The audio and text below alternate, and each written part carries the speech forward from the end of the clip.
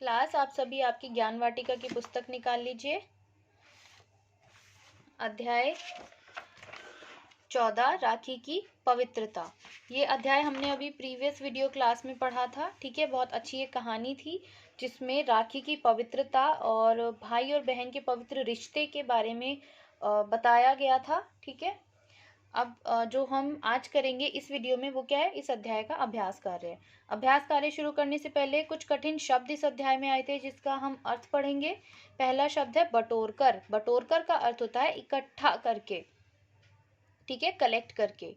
जौहर, जौहर का अर्थ होता है राजपूत स्त्रियां शत्रु द्वारा अपना अपमान किए जाने के भय से एक साथ चिता में जल मरती हैं, उसी को जौहर कहते हैं। ठीक है, मतलब खुद को जला लेना ताकि शत्रु से उनका अपमान ना हो, तो इसको क्या कहते हैं, जौहर। प्रकाश, प्रकाश का अर्थ है अपने यश से स्वर्ग में जाने का अधिकार प्राप्त करना। ठीक है। धर्म, धर्म का अर्थ होता है सच्चाई और मनुष्यता का पवित्र आचरण। ठीक है, धर्म का मतलब क्या होता है, आप सच्चाई के रास्ते पर चले, मनुष्यता के का पवित्र आचरण करें, मतलब आप में ह्यूमैनिटी होनी चाहिए, आपके लिए इंसानियत सबसे ऊपर होनी चाहिए। शिविर, शिविर क्या होता है, सेना के ठहरने और विश्राम करने का स्थान यानी कैंप। वार्तालाप मतलब बातचीत, कन्वर्सेशन। बाल भी बाका ना होना, बाल भी बाका ना होना का अर्थ क्या है, कुछ भी बिगड़ने ना देना। प्रलय का अर्थ होता है विनाश।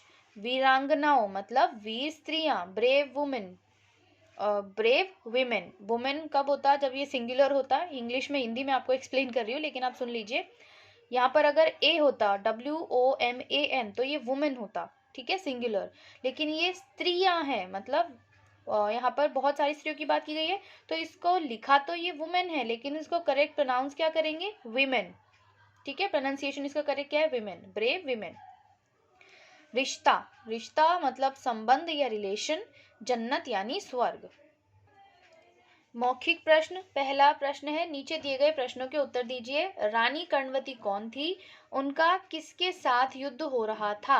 रानी कर्णवती कौन थी, रानी कर्णवती मेवाड़ की रानी थी और उसका युद्ध किससे हो रहा था, बहादुर शाह से। ठीक है, दूसरा प्रश्न है, महारानी कर्णवती ने हुमायूं को राखी क्यों भेजी थी। महारानी कर्णवती ने हुमायूं को राखी क्यों भेजी थी, उनको ये विश्वास था कि वो उनके जो भाई हैं, उन्होंने उनको धर्म भाई बनाया हुआ था, तो वो उनकी सहायता के लिए, उनकी मदद के लिए जरूर आएंगे, ये सोचकर महारानी ने हुमायूं को राखी भेजी थी।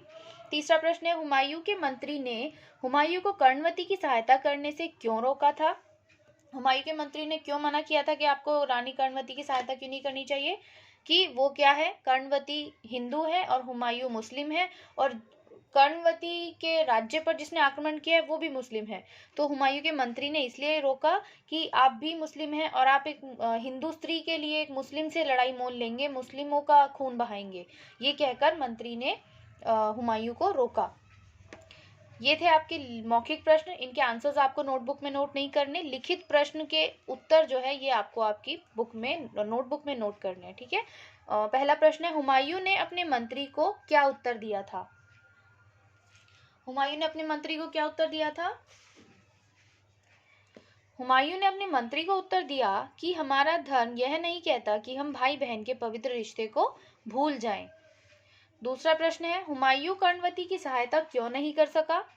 उत्तर है, हुमायूं कर्णवती की सहायता इसलिए नहीं कर सका क्योंकि वह समय पर नहीं पहुंच सका था। तीसरा प्रश्न है, विजय के बाद बहादुर शाह रानियों को क्यों नहीं पा सका।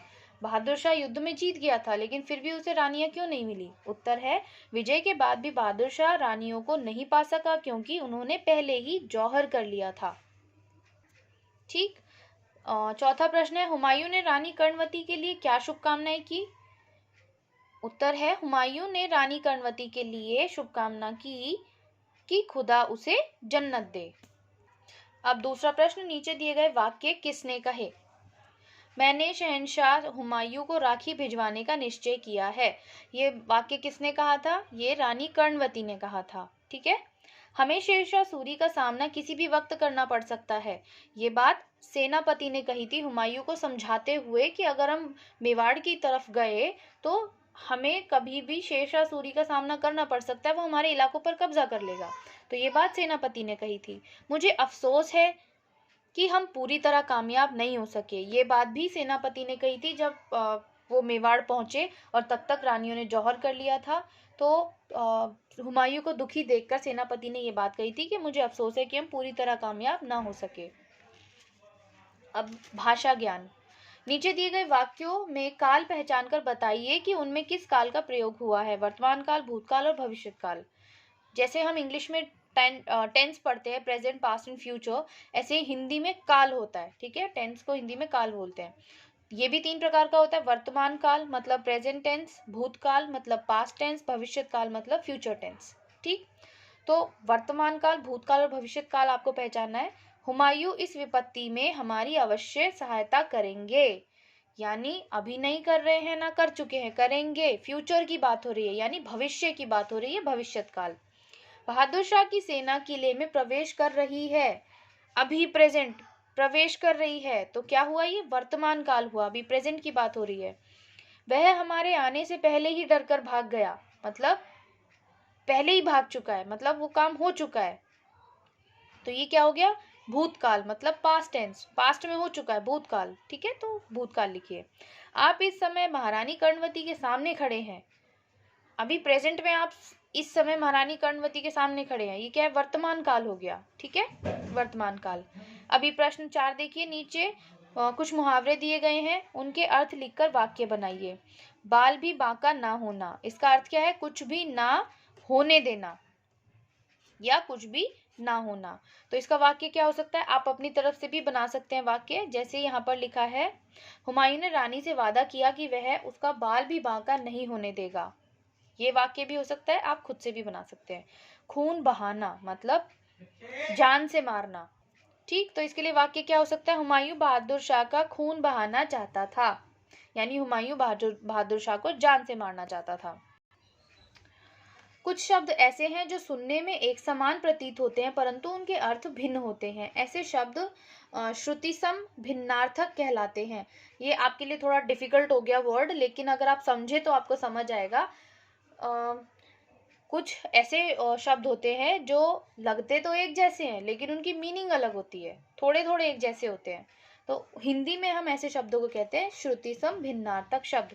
मतलब श्रुति मतलब सुनना, श्रुति मतलब सुनना, सम मतलब एक जैसा, तो सुन के हमें एक जैसे लगते हैं शब्द। ठीक है, श्रुति सम, सुन के सम मतलब एक जैसे लगते हैं, लेकिन भिन्न मतलब अलग है।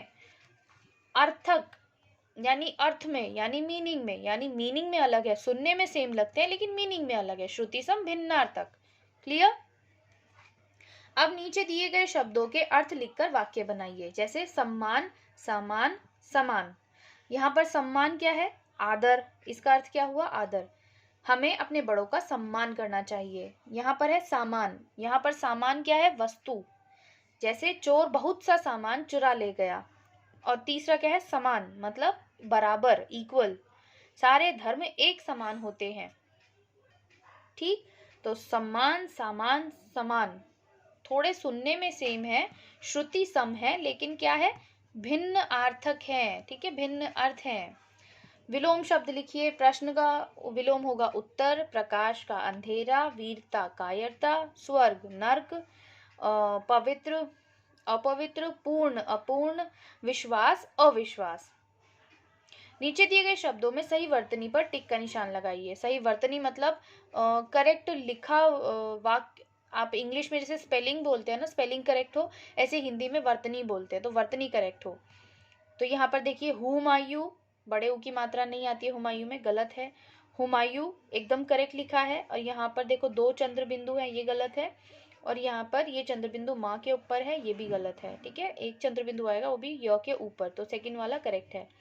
यहाँ पर देखिए, बादशाह होता है, शाह नहीं होता, बादशाह नहीं होता, शाह होता है, बादशाह। ठीक है, आ का डंडा नहीं आता है हा के बाद, बादशाह, ये बिल्कुल करेक्ट है। यहाँ पर बादशाह तो ये इनकरेक्ट है ही, तो ये हो गया करेक्ट। विपत्ति फर्स्ट वाला ही बिल्कुल करेक्ट है। ठीक है, यहाँ पर विपत्ति बड़ी ई की मात्रा नहीं आती है, छोटी ई की आती है। बाकी ये विपत्ति, इसमें भी छोटी ई की मात्रा आती है, गलत है। और बी तो होता ही नहीं है।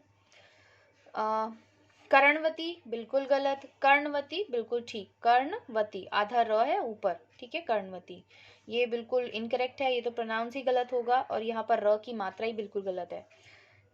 ये देखिए, स्त्रियां इस तरह से नहीं लिखा जाता, आपको पता है। सीत्रया ये भी बिल्कुल गलत है। स्त्रियां ये भी गलत है, स्त्रियां इस तरह से लिखा जाता है। ठीक, अब लिंग बदलिए। बादशाह का स्त्रीलिंग क्या होगा? बेगम। रानी का पुल्लिंग क्या होगा? राजा। स्त्री का पुल्लिंग क्या होगा? पुरुष। दास का स्त्रीलिंग होगा दासी। बहन का पुल्लिंग होगा भाई। सम्राट का सम्राज्ञी। स्त्रीलिंग पुल्लिंग आई होप आपको पता होंगे। स्त्रीलिंग जो स्त्रियों के लिए शब्द यूज किए जाते हैं, पुल्लिंग जो पुरुषों के लिए किए जाते हैं।